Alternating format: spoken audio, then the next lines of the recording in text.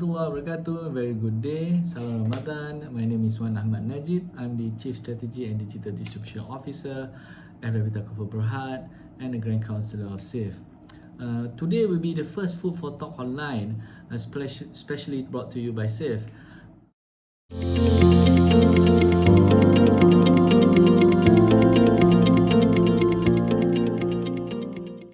Food for Talk has been around for quite a while, since 2017, where it provides a knowledge sharing platform to members as well as to anyone and everyone out there who are interested to learn a bit more on Islamic finance.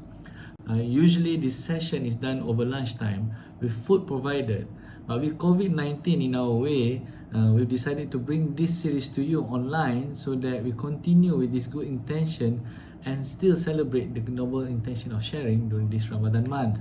To start it off and acknowledge the current situation we are in this first online series, I'll be sharing my thoughts on COVID-19 and the impact it has on the industry I'm in love with, Takaful. The official topic of today's Food for Talk is COVID-19 and Takaful, expect the unexpected.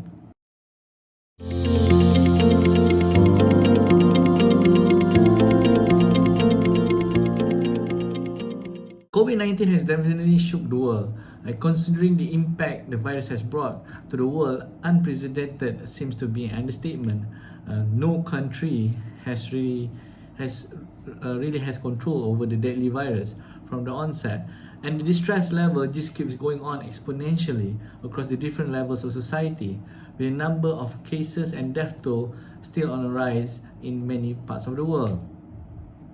When it started in Wuhan, despite the early signals, many of us and the world thought it was localized in China and underestimated the potential spread of the virus.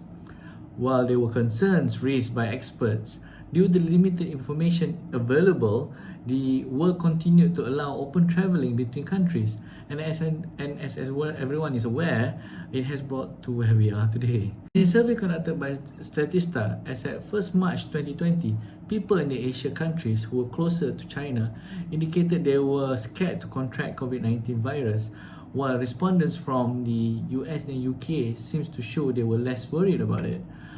Today, we see both countries recording a surge in large numbers of people affected by the virus, the numbers exceeding 6 digits.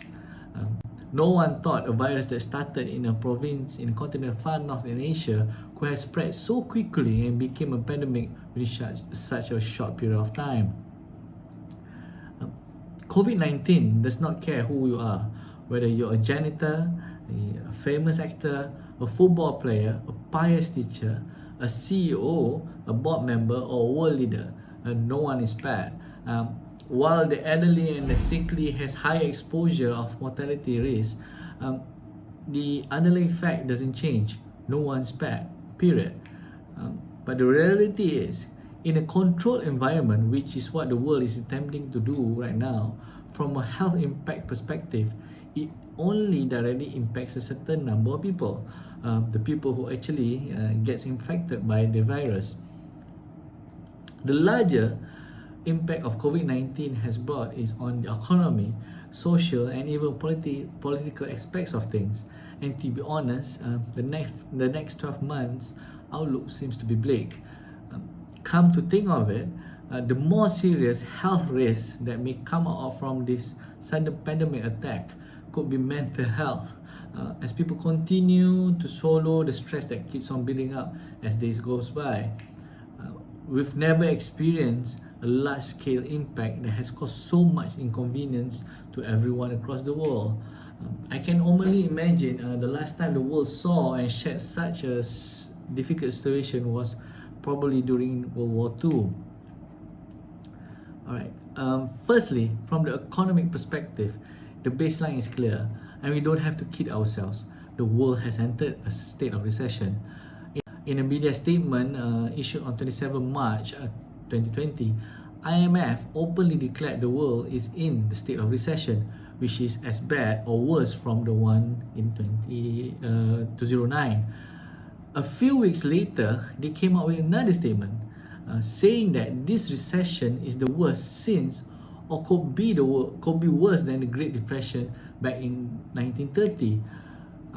In mid-April report, the IMF also forecasted the world's economy to shrink by 3% in 2020 compared to a growth of 2.9% in 2019. While the Asia region will fare better than other regions, it will still be hit hard due to the deterioration of external demands from both Europe and North America, where severe recessions are expected to happen in these regions. IMF have also forecasted the earliest recovery from this recession to start in Q4 2020, and this can only happen if the virus is successfully contained globally. Everything is interconnected. If the world fails to contain the virus, the recovery will be later. For Malaysia, the GDP growth is forecasted to fall negative 1.7%. It's just slightly lower than Bank Negara's forecast of negative 2%. But it is expected to bounce back strong at a growth of 9% in 2021. We have the next 8 months to work on building this momentum. However, the future is still very much uncertain. With the oil price plunge below zero in the US for the first time in history on 20th April 2020, impacting stock markets throughout the world, including Asia, pushing down prices in Asian currencies. This follows the overflow of supplies being stored at maximum levels against the plunging demand since the lockdown. The oil price is expected to improve, but the fact remains, if demand were to return to pre-virus levels, it would still take a long time to burn off all the stored crude. And basically, the energy market is telling us is that demand isn't coming back anytime soon, and there's a supply glut. Malaysia, being dependent on income from this sector, will surely be impacted. So let's see how things will work out in the coming months. Another historical outcome of COVID-19 is how the entry gates all over the world are closed in a larger scale. Majority of the countries are either fully or partially closing entry to any non-citizens or non-residents. While the world is forced to adapt and get used to remotely doing business, in many economic sectors, this closure of borders will surely impact their income stream. Airlines and tourism for a start. And coming back to the point earlier on the flow of external demands, to help boost the economy back up, import-export activities would surely not be smooth in the current situation. On the social front, for sure, the virus has caused sudden tremendous change in our lifestyles. Most of us struggle with just staying at home. But a glaring indicator on how things are impacted socially is how the education globally has come to a stop. Literally, schools are closed with almost 1.4 billion students impacted worldwide. No one could have predicted or imagined this to happen this time and age. Kids are now being forced to move and opt for online learning, again for those who have access and can afford to.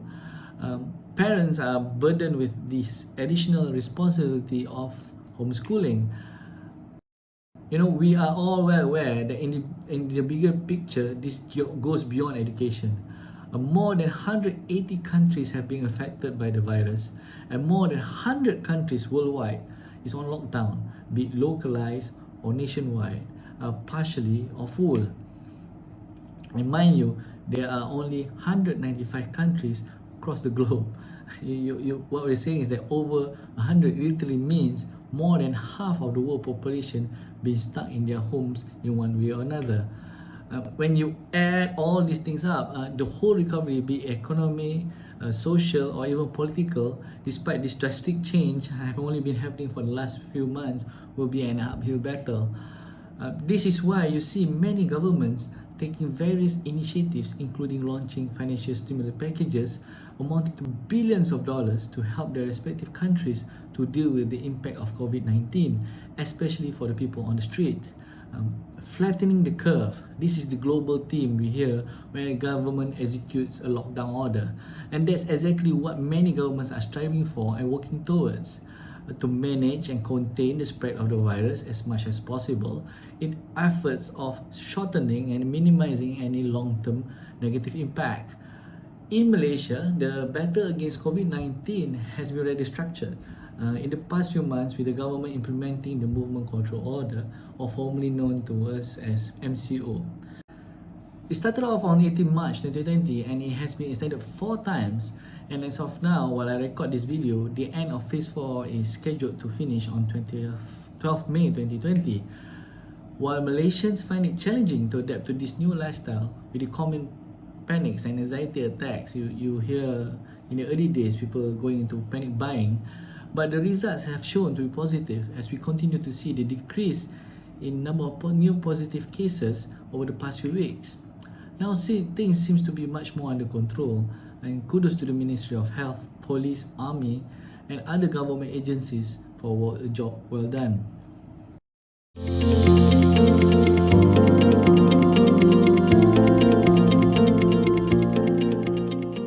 Burden faced by Malaysians, the government had also launched its financial stimulus packages to help the people, especially in the lower income brackets, to cope with this sudden introduction of MCO, which obviously has drastically impacted a lot of us.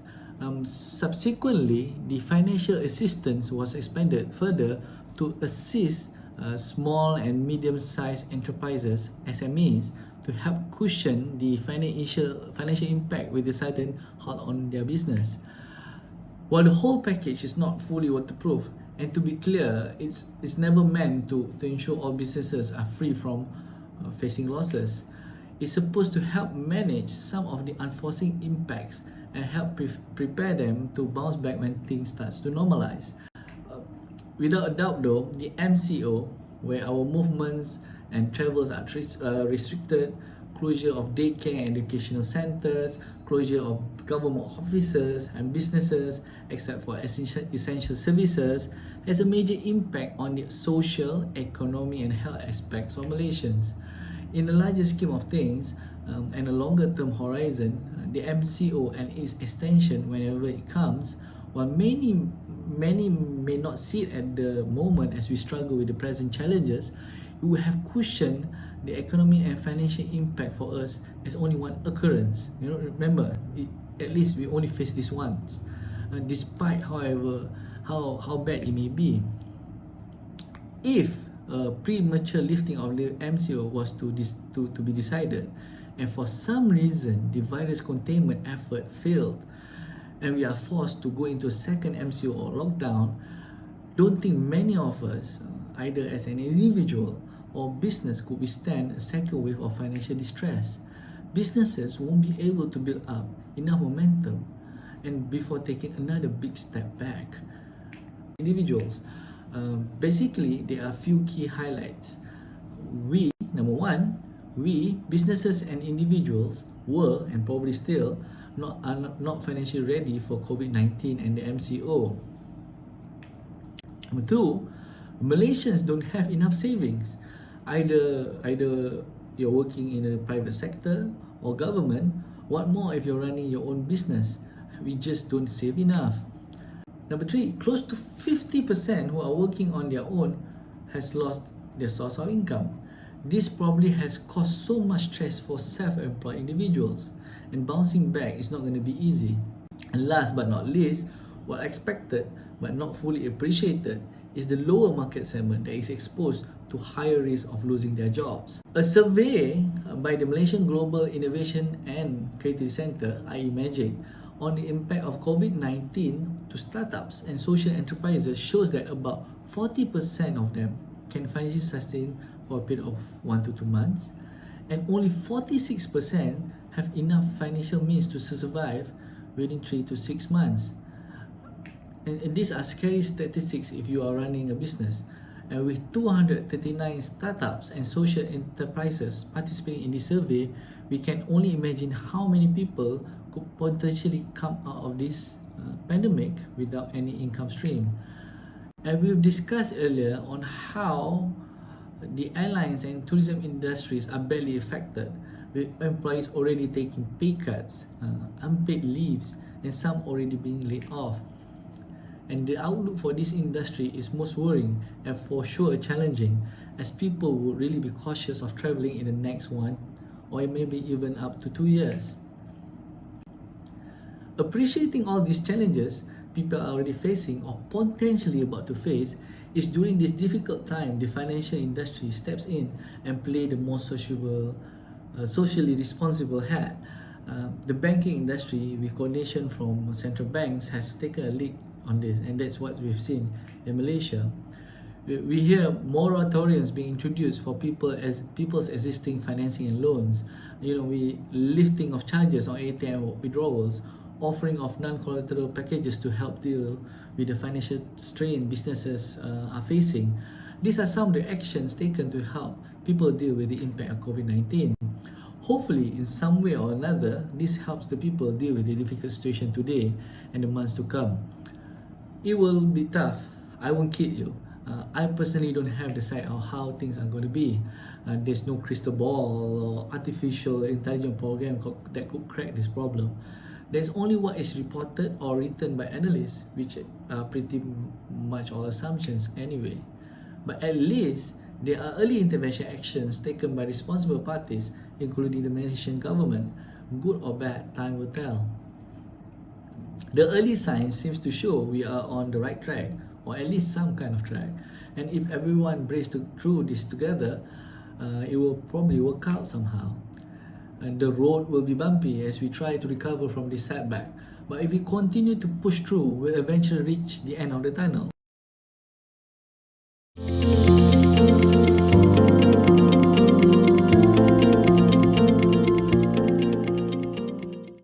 After a long introduction on COVID-19, we've come to the actual topic of the day, COVID-19 and Takaful, expect the unexpected. The topic may sound like a surprise is waiting, but it's really just a deep dive into how COVID-19 has impacted the Takaful industry, at least in these early days. We'll be taking a look from the eyes of a Takaful operator as an institution and an industry, and also from the eyes of individuals, people on the street, or more accurate against to this backdrop, people at home like you and me. As a Takaful operation, this is the first time we are facing a calamity of this magnitude and sensitivity. The true test whether our business continuity plan and crisis management procedures actually works. For years, I've sat through numerous meetings to walk through the annual stress test results, of which pandemic will always be one of the scenarios tested. And come to think of it, I don't remember us as a Takaful operator revisiting back the results to view how we fare since COVID-19 has happened. Anyway, first, to understand the broader impact COVID-19 has to industry, let's look at how it has impacted the insurance world globally. And in order for us to do that, best is to look at the oldest structured insurance industry in the world, the UK. The headlines in UK talks about Fitch, one of the big three credit rating agencies, revising their downwards to negative against the impact of COVID-19. On the conventional front, the declining interest rates measures will increase the pressure on insurers, balancing between investment income earned by insurers and higher guaranteed returns required to pay policyholders.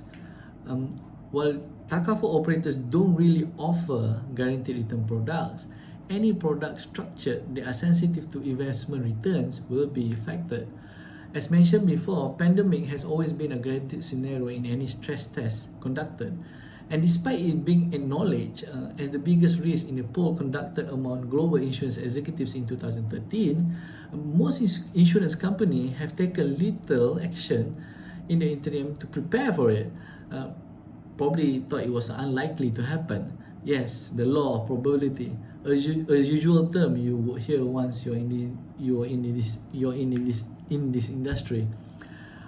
Right now, in the Western countries, with the death toll from the pandemic on the rising and higher penetration rate, with most of the population in Western countries having some sort of insurance coverage, the anticipated increase in mortality, people dying, and morbidity, people getting sick, resulting in paying out of policies in large numbers, which defies the insurance fundamental concept of law of large numbers, combined with the failing of stock markets, would hit insurers and the reinsurers that were backing them up pretty hard.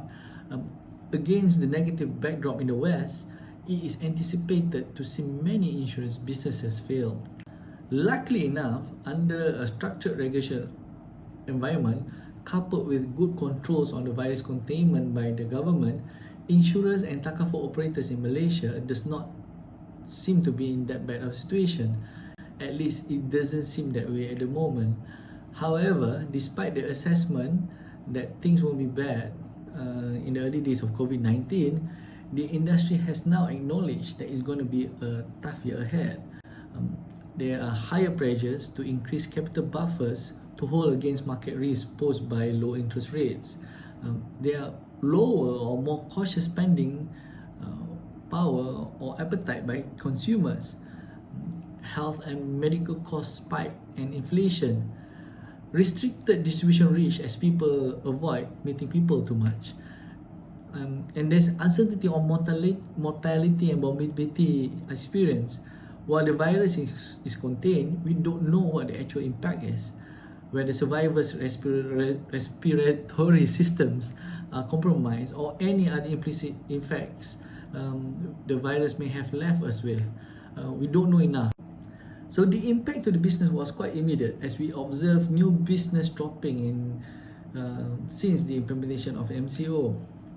Nevertheless, the industry reacted quick, embarking on various digital workarounds, enabling us and our distributors to continue to provide products and services to our customers, which we will be touching in more detail later.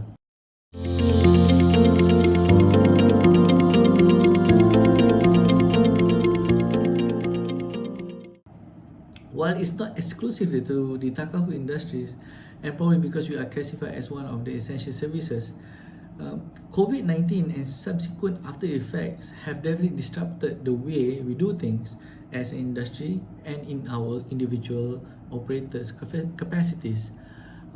There are explicit and implicit increase in expectations from the public on how the industry will react to the needs of the people considering the unforeseen circumstances. This is where, similar to initiatives taken by the banking industry in Malaysia, intermediated by Bank Negara Malaysia, we came together as an industry to help take off some of the burden from our customers. And basic information on the various initiatives that we have come up with is available at BNM's COVID portal, www.bnm.gov.my/COVID-19, and you can also reach out to your respective takaful service providers to know more of it. But I'll touch a bit on some of these initiatives right now. So the first one related to family takaful is where we allow the deferment of contribution for a period of 3 months for customers who are affected by COVID-19. And these are just not for customers who are infected by the virus or home quarantine, but it also extends to customers whose source of income is affected due to the economic pressures caused by COVID-19. Examples of such situation is if you face retrenchment, or you had to take salary cuts, or you are forced to take unpaid leaves, and these are some of the circumstances that you can apply for a deferment. It more or less celebrates the same concept of moratorium given by banks for financing loans. And once you apply for the deferment throughout this period, you still continue to be protected. You just need to apply to your respective takaful operators, of which the process can be slightly different from one operator to another. So next, operators are also allowing other flexibilities such as changing of some covered, restructuring payment contribution plans, and others. These initiatives differ from an operator to another, so check with your respective takaful operators. Another good news is we are waiving admin charges if you were to make changes to your certificate during this period, and also waiving any penalties or consequences for late payments, especially for customers who are not able to access electronic payment channels. Reality is there are still a lot of customers out there who are used to making payments over the counter. For general takaful, particularly for house owner takaful and coverages associated to business, there are also flexibilities you can request from your operator on your contribution payment, either to restructuring or reducing your contribution. This varies from operator to operator and it depends on the structure of the general takaful products as well. And last but not least, commitment made together as industry is to ensure we continue to deliver our promise of our business in expediting claims during this difficult period, despite majority of us working from home. On top of all these coordinated activities or initiatives, the respective operators have also taken an extra mile initiative to provide additional benefits or coverage for the customers on COVID-19. The spirit is to give an additional financial assistance to any of our customers who are affected by COVID-19, which we also extend to family members. It comes in various forms. Special benefit if a customer or their family member actually dies from COVID-19, hospital cash allowances if a customer is admitted to the hospital for COVID-19, and others. It differs from operator to operator. Some provide for a specific period, some allocate a certain sum of fund to do this and limited to that amount, and some do both. Taking the company I work for as an example, in FDM Takaful, the additional benefit is offered for our customers between 18 March 2020 to 30th June 2020 at a cap of a 1 million fund, and it stops whichever comes first. And different operators provide different variation of this, but most companies do provide some sort of additional coverages for their customers. The final one as industry is actually a coordinated effort between three industry associations: the Malaysian Takaful Association, MTA, Life Insurance Association Malaysia, LIAM, and the General Association Persatuan Insurans Am Malaysia, PIAM. They came up with a 8 million ringgit fund to subsidize the COVID-19 testing for our customers. The COVID-19 test fund will reimburse 300 ringgit for customers who have a takaful insurance certificate or policy and had to take the COVID-19 testing at any private medical institution because they were identified as person under investigation, PUI. This is an important piece of information. You need to be officially identified as PUI before you can claim. You can't simply decide to take the COVID-19 test just because you feel like it and expect to receive the 300 ringgit reimbursement. It doesn't work that way. So for more information on how to actually file the reimbursement and the mechanics of this COVID-19 test fund, you can visit the COVID-19 test fund portal at www.myctf.my. So these are some of the initiatives taken by industry to help people cope with the impacts of COVID-19. I don't know much about what's happening in the other countries on steps taken by them or by the industry or regulators. Hopefully they adopted some of the same that we've adopted in Malaysia. But the bigger impact as experienced by other industries as well is how COVID-19 has impacted the way we work as an organization. Being a financial institution with the obligation to ensure we continue to minimize business and service disruptions, ensuring we continue to serve our customers. As briefly mentioned before, we are subject to devising and executing business continuity plans, BCP, and disaster recovery plans, DR. And this pandemic has surely kicked in these processes, and to be honest, have elevated the whole requirements as the situation has gone on an extended period, triggering the need to revisit and revamp our working arrangements. We've never really prepared for extended period as such a long period, where the whole country, and as discussed, more than 2/3 of the world is on some form of lockdown. Basically, majority of us are working from home, and we need to cater for the ability to do so. Our operations in any takaful operation rely a lot on databases and systems that usually resides in a secured server, access to a secured local area network LAN to minimize any information leakage risk. risk as we deal with tons of customer personal and financial data. Now we need to allow staff to access this system remotely while ensuring the necessary data security measures are still intact. And while this sounds basic, you'll be surprised that a lot of us are not ready for this. At least not a large case where 70% to 80% or more of our workforce are working from home. For companies who have not embraced digital solutions enough, be it on the applications or system side, or more importantly on the IT security measures, it becomes a real challenge to do so. Nevertheless, with the inevitable circumstances, most companies are agile enough to adapt to this changing requirement and provide the platforms for our staff to be able to do so. We have people now performing underwriting and processing claims at home.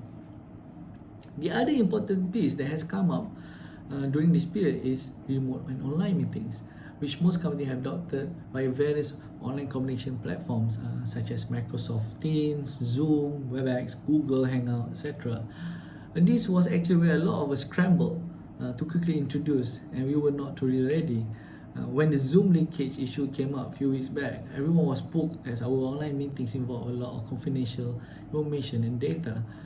While the risk is small, as apparently it only involved public online gatherings, but it was enough to get people worried. Zoom is probably a secured solution, but the point here is we rushed to introduce this, and many did not perform the necessary security assessments to ensure the solutions adopted are safe and protected. And this online meeting approach will continue to be a necessity moving forward. Even after the COVID-19 situation improves, we will still probably need to practice social distancing, which includes our meeting practices. We don't have so many people in a meeting room anymore. Hence, why online meeting and all these platforms are really important for us to establish at this point of time. And for industries like Takaful, which leverages on our agency force that comes in large numbers, have thousands of agents. Some players have about 14,000, and the numbers are crazy, right? And similar solutions need to be put in place to cater for business review meetings, seminars, trainings, or even sales conventions. And this will be the future of managing our distributors. The other piece that becomes a challenge to remote working is obtaining approvals. And as an industry that involves a lot of papers, governance, and contracts, we are so used to obtaining physical signatures and using forms to perform our processes and facilitate approvals. Realistically, it's impossible to do during this MCO with majority of people working from home. And personally, I've always found this process to be inefficient.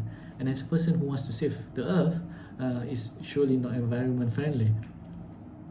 The fact remains though, as a financial institution, it's important to keep all these governance processes intact. You don't want anyone deciding stuff without proper trails. This is where we need to drastically change the way we do things. It doesn't take much actually. First, we need to recognize and acknowledge digital approval methods, be it a simple email approval. They are more structured form of approval facilitation, usage of digital signatures, or even tech solutions out there of facilitating approvals that we have not explored and exploited.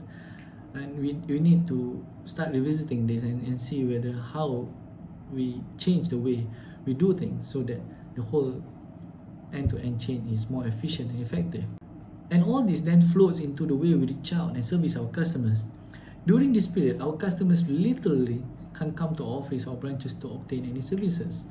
And the main channels that are still available to reach out to our customers during this period are either through our call center, which some of them are actually at home, and other electronic mediums such as emails, online customer portals, and nowadays through chats either with an actual person or a chatbot. And if we are not ready in terms of technology in this space, we won't be able to deliver the best services to our customers. For example, if our service staff, our customer service staff don't have access to customers' information from their homes, they can't provide the right information to the customers. And this is a basic expectation from customers, and that's a fail and a fail for us already. And moving forward, we as an industry really need to revisit our nightmare processes that involve so many forms and manual interventions. at least to digitalize most of it and make it available online, either through the basic PDF form that gets sent through emails or an actual end-to-end online form. The capabilities need to go together with validation of supporting documents, as our business is in the business of paying out claims, and we need proofs to ensure we pay our genuine claims. It's only right we do so. So we need to explore better ways of doing these validations by linking up to reliable databases, national registry databases, for instance, or hospital databases to validate instead of relying on physical forms or reports as proof. These are some of the major revamps that we, as the Takaful industry, needs to act on seriously, as we never know when another COVID-19 moment will come again when this period passes on. And as of now, these issues that I've just listed out is what we and our customers are currently facing. And any operator who can address these issues first will surely have a competitive advantage over the others. You know, accessibility, convenience, reliability, and speed are key to providing superior services in today's age. And COVID-19 has just proven and reiterated these important points straight to our faces. Takaful industry remains a predominantly face-to-face business, relying on its distributors, be it the agency force or bank-up partner. We need people to interact and explain the importance of a Takaful coverage and create the awareness for a person to take it up. It's always been a product that is sold and not bought. Besides Motu Takaful, which is compulsory, no one really wakes up and say, "Hey, I want to get myself a Takaful protection today." It's surely rare if there's any. I've been working in this industry forever. I've never woke up thinking of buying a Takaful product as well. The industry has introduced an online channel. It's picking up now with the current circumstances. Hopefully it will pick up more. But with some of the products being more complex, requiring explanation, you can't run away from having to explain to customers on the features of the product. But I won't take away the importance of pursuing the development of the online channel seriously and not just a by-the-way channel that was pushed by regulators. With COVID-19 restricting movement, this has become a challenge as most of our agents or banks are able to meet, promote and close the Takaful offerings to their customers. This is where most operators are now introducing remote business arrangements where our intermediaries can engage their customers through various electronic mediums, be it calls, video calls, online meetings, etc., to present their product solution and subsequently close the business. The submission process, which used to be dependent a lot on customers' declaration by signatures and document validations, are now being moved towards various alternative methods, such as emailing of documents, submissions of photo of customers holding their IC to validate authenticity of the person, recording of conversation, digital signatures, etc. While this arrangement is currently interim, it should be revisited for a longer-term solution, as there is that potential, although the restrictions will start to be lifted after COVID-19 starts to improve, longer-term period of social distancing will still be imposed. Hence, all these measures needs to be made as the new norm. How can we run away from the practice of obtaining physical signatures to other ways of closing or securing a Takaful contract? You know, we can learn from the practices by digital services such as Grab, online marketplaces such as Lazada, Shopee, and other digital players that adopt innovative ways of transacting business. You know, this COVID-19 period also reiterates the critical need to embrace and adopt e-payment methods, be it payment gateways, online banking, e-wallets, and other solutions to enable contactless transaction. Another aspect that needs to be revisited, redesigned, or re-engineered is the way our intermediaries build up referrals or leads to enable them to continue having stream of customers for them to offer product solutions. There is need to leverage on social media and network to reach out to more people, and this needs to be done more structurally and digitally. Equipping the distribution force with up-to-date information, knowledge and skills is also important to ensure we continue to develop professional advisors for everyone out there. Online training, webinars, meeting, conference is more critical than ever. This needs to be supported by the right digital tools to enable effective delivering of the trainings, proper monitoring, and accessibility to the training materials for the distribution force. It cannot just be a one-off thing. Lastly, it's a known fact that all our activities that represents us needs to be certified and has to pass the industry Takaful Basic Examination (TBE) before they can provide advice or offer Takaful product to customers. Although currently the exam is taken on a computer, it's still the traditional physical examination at exam centers with test invigilators. This needs to change drastically as we want to get more people on board as an alternative income stream, especially for those who are affected economically by the COVID-19. The domino effect is simple. With more people talking about Takaful, hopefully more people will get protected. Online examination and courses need to take a permanent place moving forward to enable this process to be more efficient and effective.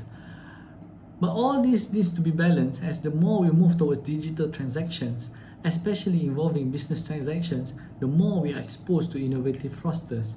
Digital frauds are not just limited to loss from IT theft, email spoofing, malware attacks, cyber stalking, identity theft, or phishing.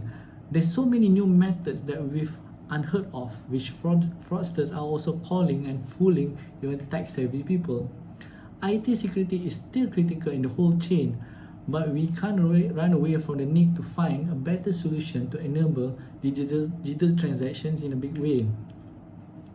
You know, all in all, COVID-19 is eye-opening and a wake-up call that we as industry needs to seriously look at embracing the latest technologies, revisit our IT security measures and controls for us to remain relevant, efficient, and cost-effective in continuing our operations and reaching out to the customers and consumers out there. It's really a hard slap on our face when the overly traditional and strict IT security measures are starting to hit us back bad, while we push back some of the latest technologies of cloud computing, online meetings, and actually even social media, which has now become a key for our communication to the public. Digital transformation has been forced upon us by something unexpected. And I recently saw a LinkedIn post that posed a simple question, which the answer is undeniably true. The question was, who led the digital transformation of your company? Was it the CEO, the CTO, Chief Technology Officer, or the last C, COVID-19? It's obvious the right answer is COVID-19. Look how much operators had to adopt technology in such a short period of time to adapt to the situation. Funnily enough, what seems to be difficult before, taking long periods of time to be implemented, got implemented so quickly, a fact that we should really ponder upon.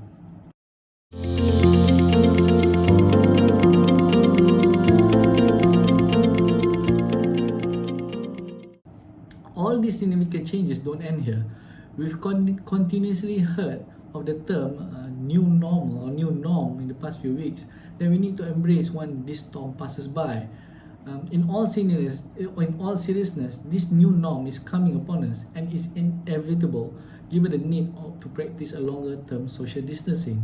As Takaful operators, this is the base fact that we need to acknowledge, embrace, and react in order for us to remain relevant to the consumers and remain competitive within the industry.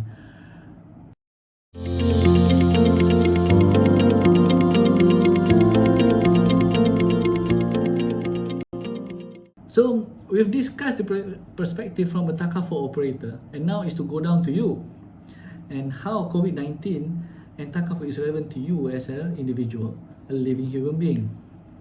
To start it off, the COVID-19 really reminds us of a beautiful hadith by Prophet Muhammad SAW as narrated by Al-Hakim Al-Bahaki. The famous hadith of taking advantage of 5 before 5, youth before age, health before sickness, wealth before poor, free time before occupied, life before death. We experience each of these in some ways or another in the moment, how we are aging at home day by day as we remain on MCO. How so many people are getting inflicted by the virus and getting sick, some getting really sick. A lot of people are facing difficulties in income streams, especially for those who are working on their own. While working from home sounded exciting at the start, it's actually much more challenging to juggle between work and home obligations. By the end of the day, you realize that you have lesser free time. And as we know, there are people who have died from the virus. It's important for us to start with this point as it emphasizes on the importance of obtaining a takaful coverage, as indirectly it provides protection against or in the case of these scenarios, especially when all five comes together in a package. To help illustrate this point is to look at the financial planning pyramid. If you were to Google it, you'll probably see similar images. The pyramid puts investment at the top with a small triangle, savings in the middle with slightly bigger triangle, and at the bottom is the protection as a base. What it's saying here is most important to have enough protection in case anything happens to you. But people tend to go for the top and focus more on investment or even savings rather than address their protection needs, which is clearly from the diagram most important. And it's really a matter of perspective in terms of priority, where we need to literally flip in the pyramid for us to properly prioritize our financial needs to be as it should be. First, to obtain takaful protection.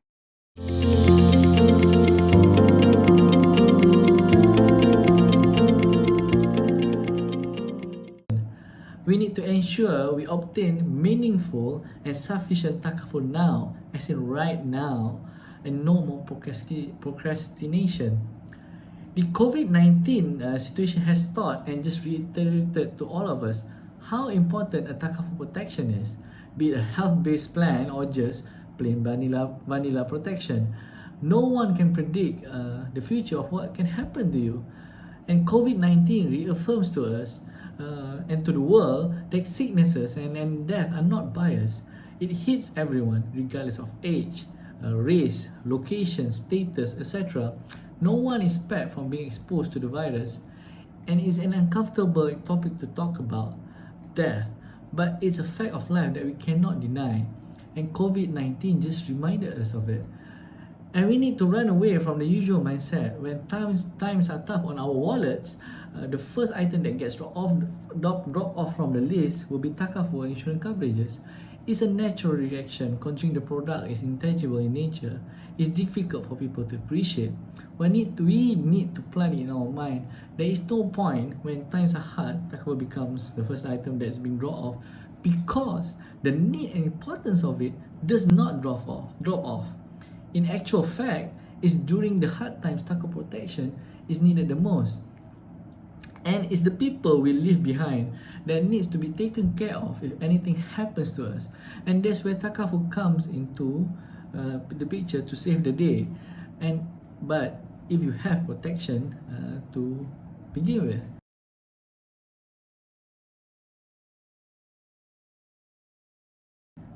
And to start this conversation and reflection, you need to first ask yourself, have you prepared enough for your loved ones in case anything happens to you? And money isn't everything in life, but it's essential in this world to continue with life. And that's a fact that we cannot deny. So, have you set aside enough to protect your loved ones' lifestyle? To ensure they still have a roof on top of them by setting your mortgage commitments? As a living benefit, do you have enough medical protection in case you or your family members get sick? Have you set aside enough fund to pay off all your debts? Remember, as Muslims, this is super important. Your soul can't move on if you have debts left in this world. And for those with children, have you prepared funds for your child's education? Do you actually have savings to be left behind for your loved ones if anything happens to you? And I want to bring you to another beautiful hadith narrated by Bukhari and Muslim. Prophet Muhammad SAW said, "Leave your hairs rich is better than to leave them poor, begging from people." And this is the fundamental reason why you need to ensure you have financial protection for your loved ones via takaful. It's designed to be so. And it's all a domino effect too. When one piece of your life crumbles in due time, the others would too. And you need to be prepared for it, at least financially. So for instance, when your health gets hit, and when it gets hit real bad, your career will eventually be hit, your income will be impacted, you'll start to use up all your savings and disrupting your lifestyle and obviously impacting your family. And it's if during this domino effect you don't have sufficient financial protection, i.e. via takaful cover, the problem multiplies so quickly that you don't want to imagine it. And if you move the domino effect pieces and put career at the front, for instance, everything will still fall eventually, bringing you to the state where your health will be impacted, and you still need the relevant takaful protection. And that's how important takaful protection coverage is in your life. And I've purposely highlighted the health piece because of COVID-19 so that you can relate. And just take time to appreciate how health is wealth and how valuable it is. So the next question that usually comes is, what kind of takaful protection you need or to get, or how much? And there's no one answer for all, as it really needs to tie to your actual needs, which we need to suit to the right product. There's a variety of products out there for you to choose from, but when it comes to takaful protection, my advice to my closest friends have always been the same.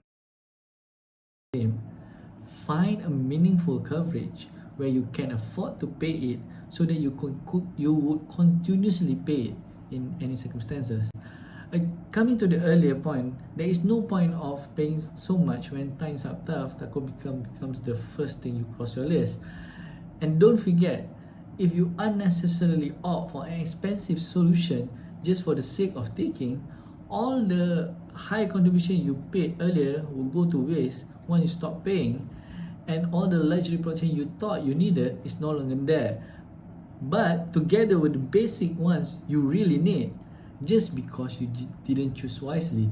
So if I were to summarize the key points, is first to find a meaningful and sufficient protection, and second is to maximize protection coverage at an affordable price. I am a firm believer in protection-based takaful products, as to me this is the fundamental reason why people should take up a takaful plan. We have other instruments that can help us deal with our other financial needs.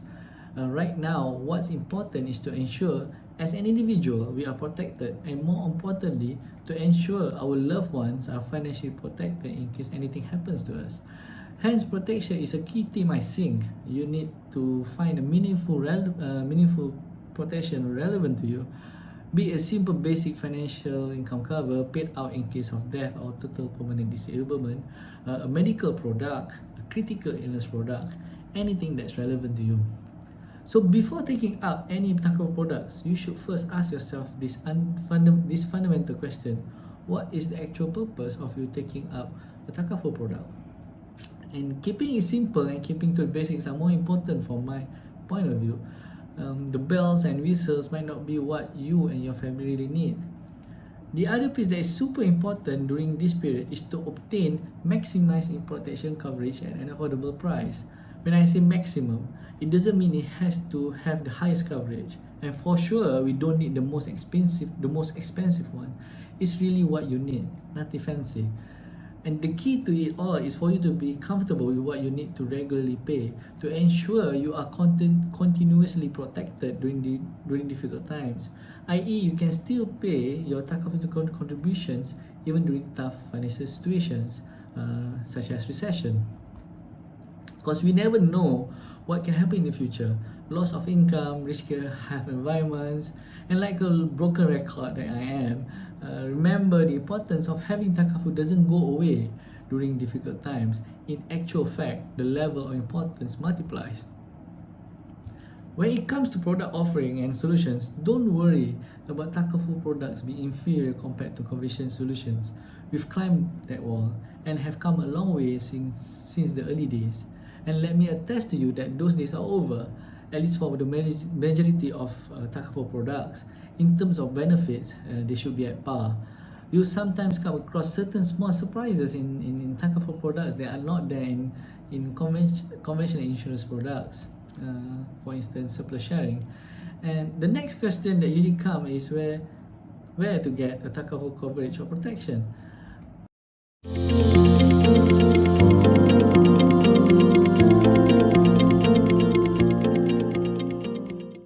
There are many options out there that can suit your preference, be it in the way you want to be serviced or the benefits you need. All channels have a unique solution that could meet your needs. Agency, banker, group, online. It's really your choice. For people who wants to obtain advice and have someone dedicated to service their takaful needs, there are agents out there that will gladly do it for you. For those who had bad experiences or are skeptical towards agents, you also have the option of taking it up with a bank, and most banks have takaful products on their shelf. And if you happen to have access to certain niche cooperatives, you may even have access to the more affordable group product offerings that leverages on large membership of cooperatives. And as a person in charge of digital distribution, I would also recommend and strongly recommend getting online. It's so simple these days with the online end-to-end experience with easy user interfaces, be it if you're taking it on your computer, either desktop or laptop, or even if you were to take it out via your mobile phone. And at its extreme, if you have trust issues with us takaful operators, you have the option of going to an online product comparator or online aggregators, and the latest addition to the list, online financial advisors who you can reach out to. But the key message here is that the choice now is in your hands of where you want to get your takaful protection. So choose. And if you don't have a takaful protection yet, or you think you don't have enough, go get one now. The importance of takaful protection can't be more apparent than the situation we're facing right now. And be fair to your loved ones, whoever they may be, parents, spouse, children, anyone important to you, and make sure you can afford it so that you and your loved ones can be rest assured they are protected at all times, especially during these trying times. So that's all the sharing for today. Hopefully it had benefited you in some way. If you feel like you want to get to know me more, you can follow any of my social media. Just search for Wan Ahmad Najib at LinkedIn and Instagram or Facebook, or you can go to one.notes at Facebook, a page dedicated to sharing, or visit my website at www.wanahmadnajib.com. Thank you for listening. Everything that is good is from Allah, and any weaknesses are from myself. Till next time, Ramadan Mubarak. Stay safe, stay home, and stay sane. Thank you.